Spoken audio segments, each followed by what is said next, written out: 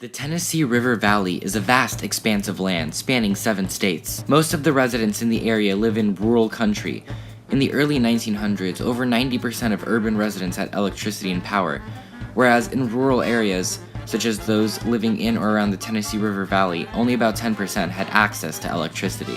On 1916, in Muscle Shoals, Alabama, the government was out buying land near the river. A drastic change in river depth had caused a swell in the currents, preventing boats from moving forward.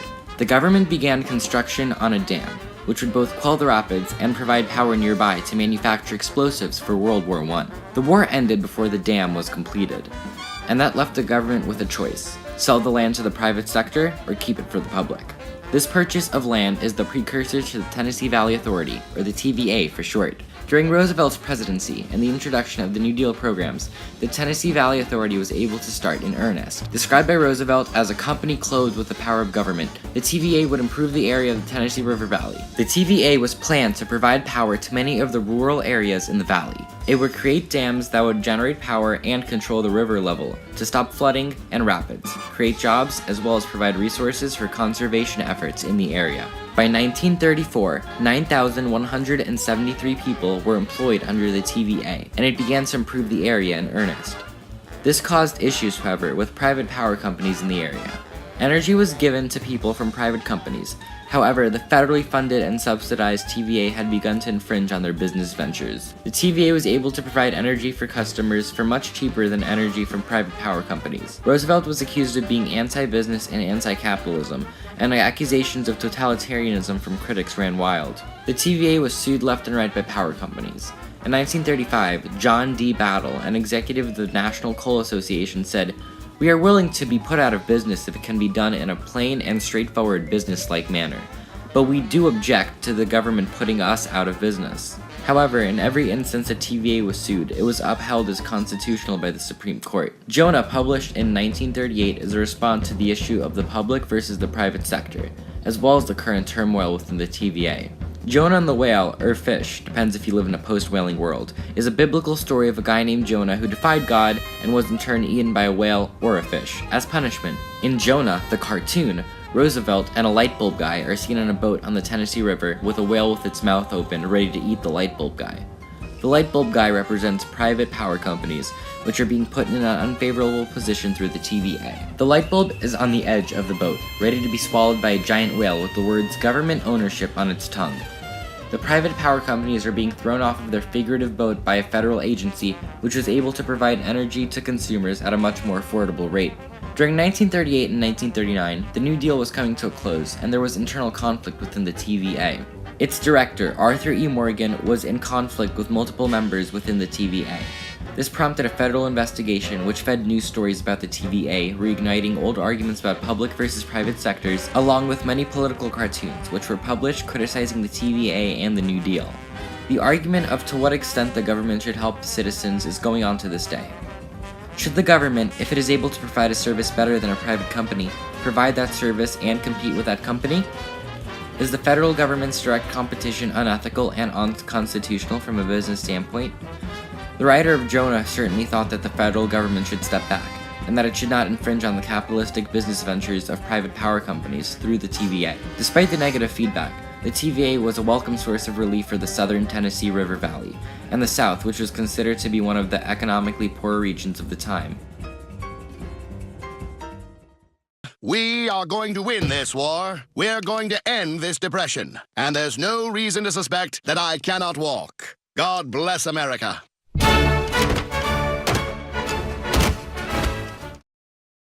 We are here to talk to you today about prison reform or the asylum movement.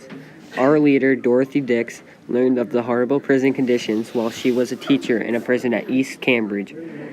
Treatment of the prisoners was so bad, she began speaking out on their behalf. Working in the prisons, you can't imagine what she found. Unregulated and filthy conditions, rats and cockroaches in many of the prison cells. Violent criminals were kept with the mentally ill, women and children who could not protect themselves. There is no separation. Prisoners were often mistreated by their jailers, being beaten, flogged, starved, chained, physically and sexually abused, and left naked without heat or sanitation. You may think this is an isolated incident, but Dorothy visited every public and private prison that she could and documented what she found. Is this not our civic responsibility to take care of those who cannot take care of themselves? What crime do the mentally ill commit other than have to be born in an unfortunate circumstance? What right do we have to shuffle them off, out of sight, out of mind, and then allow further harm or death to come to them at their state's hands? So too are women and children to put in danger by being forced to reside and mingle with murderers and rapists. Support the prison reform movement. Join our cause and tell your friends and family. Help gather support for us by word of the mouth and by donating and encouraging others to donate. Without your help, these poor people have no hope. The Great Depression was an era of great struggle for the American public. Many citizens suffered from malnutrition and were unable to afford proper housing. Living conditions were extremely harsh for their overwhelming majority, and in 1932, 24.1% of the population was unemployed. The veterans that were affected from the Depression called on the government for assistance.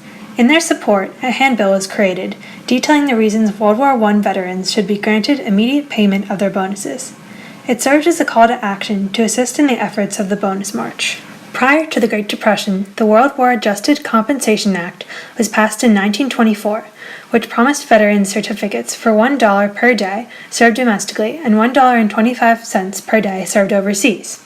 However, these certificates could not be redeemed until 1945, and the veterans needed the money immediately. The Bonus March was organized to encourage the government to pay these sums immediately so the servicemen would be protected. The handbill references the Bonus March that occurred in the summer of 1932 and mentions the name Waters. Walter Waters was the leader of the Bonus Expeditionary Force, an army of around 15,000 World War I veterans. They went to Washington, D.C. from all around the country to demand the bonus to be paid immediately. The Bonus Army built a shantytown across the Potomac River in June of 1932 and staged demonstrations for the bonus. However, on June 17th, the Senate rejected their demands. With nowhere else to go, some veterans remained in the shantytown. The Washington police eventually concluded that the Bonus Army was a threat to the safety of the citizens and decided to clear out the demonstrators. The federal government supported this removal by sending in their own army led by General Douglas MacArthur. Tear gas was used on the veterans and the shantytown was burned down. In the process, 2 men were killed. The handbill criticizes the government for this harsh, destructive attack on peaceful protesters, saying, "The President of the United States orders the Army to gas and bayonet us, to burn our meager belongings, and to drive our wives and children out into the dark of night." From the author's point of view, the President failed to handle the marchers in an appropriate manner. The pamphlet lists a few reasons for supporting the Veterans March. The veterans were able to take loans against their future bonus up to 50%. However, the government charged interest on these loans, which would essentially make the payment void by 1945. Veterans were also suffering from unemployment and hunger, and the onset of winter was troubling for them. The pamphlet urges readers to fight for this cause to allow the bonus to be paid instantly.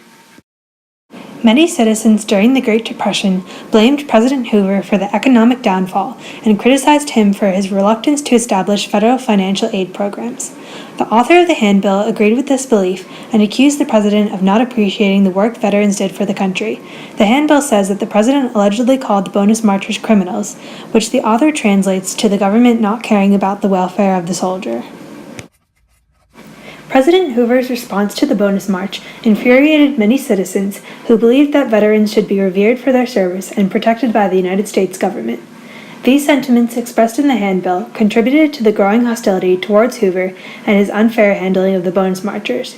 Due to Hoover's actions, his public image was tarnished, and this was one of the factors contributing to his loss to Roosevelt in the election of 1932.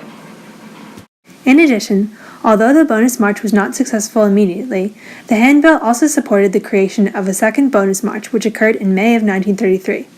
In response to this march, the Roosevelt administration created the Civilian Conservation Corps, which supplied jobs for veterans who were out of work. Additionally, the Adjusted Compensation Payment Act was passed in 1936, which authorized the bonds to be paid to veterans.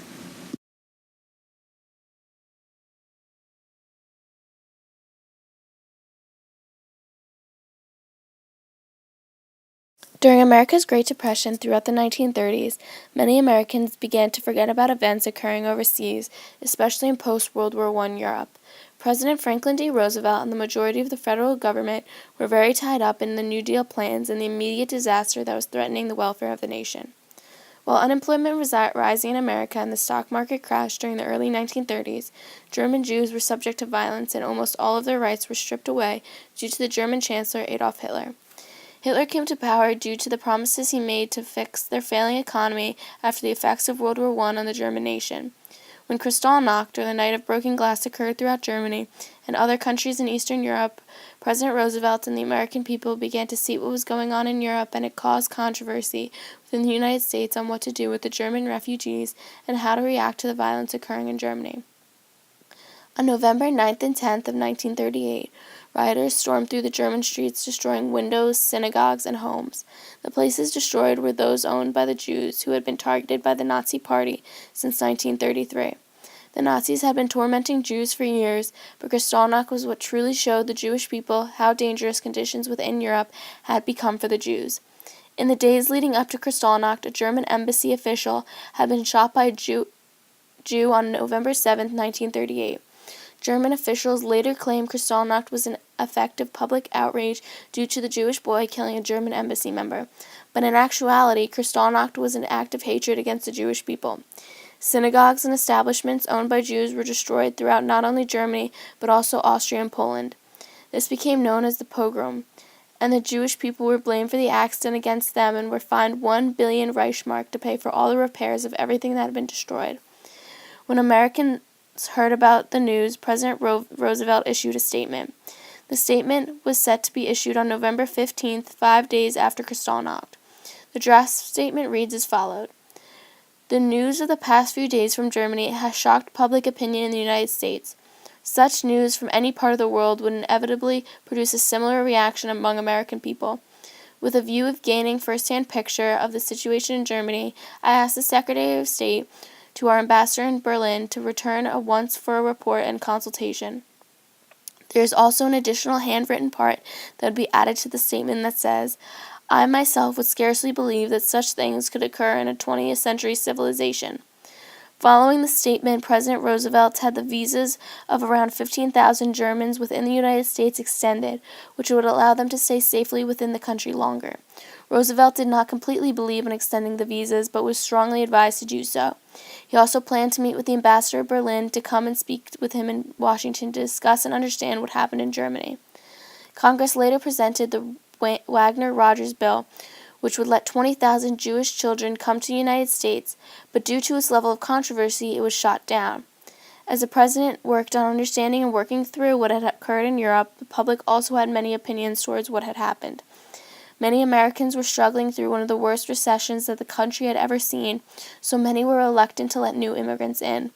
The General Jewish Council advised citizens to not protest against what was occurring in Germany because they feared this would cause a rise in anti-Semitism. Many detailed articles were published throughout American newspapers about Kristallnacht, but many left out why the Nazis did it. Due to the fact that no one truly knew how the Jewish people were being treated, President Roosevelt did not budge when it came to the amount of immigrants allowed within the United States. America still continued to trade with Germany, and Hitler was not condemned for the destruction that occurred on November 9th and 10th. Due to the acts of the Nazi Germany and their planned takeover of all of Europe, World War I began in 1939. The United States did not join the war until 1941 after the Japanese attack on Pearl Harbor. Franklin Roosevelt attempted to keep the United States out of conflict for as long as possible, but eventually it was inevitable. This conflict helped the United States recover from the Great Depression due to the fact that it allowed for American industry to once again prosper. When Kristallnacht occurred in Germany, the American people were fighting their own battle due to their failing economy, but this controversy made the United States be awakened to what was going on around the world. As the conflict in Germany continued, the president began to no longer focus on his New Deal programs, but began to prepare for the United States to go to war.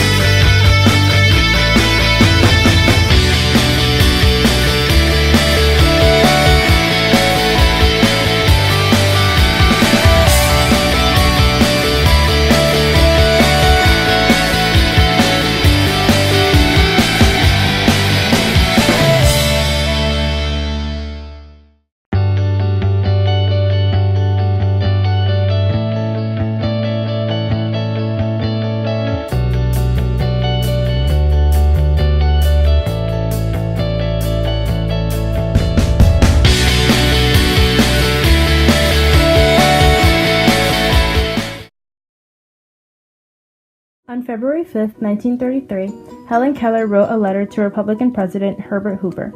The purpose of this letter was to convince President Hoover that his presence at the New York sound recording studio of the American Foundation for the Blind was essential to expanding the foundation. Throughout the letter, Keller emphasizes her optimism regarding the foundation, such as when she writes, "The pleasure of reading will be brought within the reach of many people who, losing their sight late in life, find it difficult learning to read with their fingers." Keller reiterates how the visitation from the president would highlight the importance of the foundation and direct more attention towards programs that allow the blind to read books by ear. The sender, Helen Keller, is a 53-year-old blind and deaf woman who was a prominent figure during the time period. In addition to conquering the challenges associated with her disabilities, Keller was also an eminent political activist, author, and lecturer who organized various associations in order to see changes in the areas she directed her attention towards.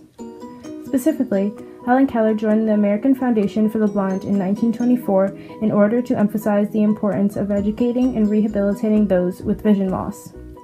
Keller used this platform to extend her goals to various other organizations and prominent figures, including the president, which is evident in her letter. Prior to the writing of this letter, Democrat Franklin D. Roosevelt beat Hoover in the election of 1932. Although Roosevelt won the election in November, Hoover remained in office during the period in which Keller wrote her letter, demonstrating her desire to communicate with the current president. Keller also thought fondly of President Herbert Hoover, considering Hoover had received the delegate to the World Conference of the Blind. Furthermore, Keller expressed her gratitude for the president and his wife when stating, "Your fine spirit of cooperation and Mrs. Hoover's gracious hospitality are precious memories in my work." In 1932, Helen Keller held an international conference of workers for the blind in Washington, D.C., in which Hoover greeted the delegates and expressed his interest in the cause. This previous professional relationship between Hoover and Keller is evident within the letter, through Keller's thoughtful descriptions of the president as well as her casual and admiring tone. Specifically, in the letter, Keller spoke to the president in an informal tone, writing, "It would make me very happy if you should appear with me in a short newsreel." This quote exemplifies the personal connection the two individuals had with one another, which adds to the reasons why Keller decided to write to Hoover rather than the incoming president, Roosevelt. Hoover faced various conflicts during the late 1920s and early 1930s, considering the Great Depression was causing Americans to lose massive amounts of money from the stock market crash of 1929 and Dust Bowl, often leading to homelessness and high rates of unemployment. Helen Keller's demands for the poor seemed to be less important than the other downfalls of the nation during the time period. During the crisis of his term, Hoover tried using government spending to boost the economy and attempted to raise taxes in 1932, but both attempts ultimately failed. He also offered the Agricultural Marketing Act and raised foreign agricultural tariffs to help farmers in 1930, but neither helped. The president's repetitive failures caused the Republicans to lose the majority in the House and the Senate to Democrats. Hoover was proving to be a destructive leader who failed to retrieve the nation from the hardships they were facing, which is why he ultimately lost office to Democrat Franklin D. Roosevelt. Although the majority of his efforts failed, Hoover's attention and efforts were most commonly directed towards helping the economy, which exemplifies the lack of attention he set aside for Helen Keller and her wishes, which were illustrated in the letter. The audience of Keller's letter is solely intended to be President Herbert Hoover, but with the commotion of the nation, the proper attention was not given to Keller and her requests. Helen Keller's letter to the President of the United States demonstrates the presence of minor issues within the United States during the early 1930s that often went overlooked when placed beside the major economic issues the country was facing during the Great Depression. Keller's call for change symbolizes the voices of Americans across the United States who are also calling for change in various areas in order to live a more prosperous life in the future. Hoover's failure to follow through with the wishes of Keller also exemplifies Hoover's ultimate failure to spark newfound hope and change within the United States. Conversely, although many Americans did not support his presidency, this letter also shows how some people continue to look up to Hoover similar to the way Keller did.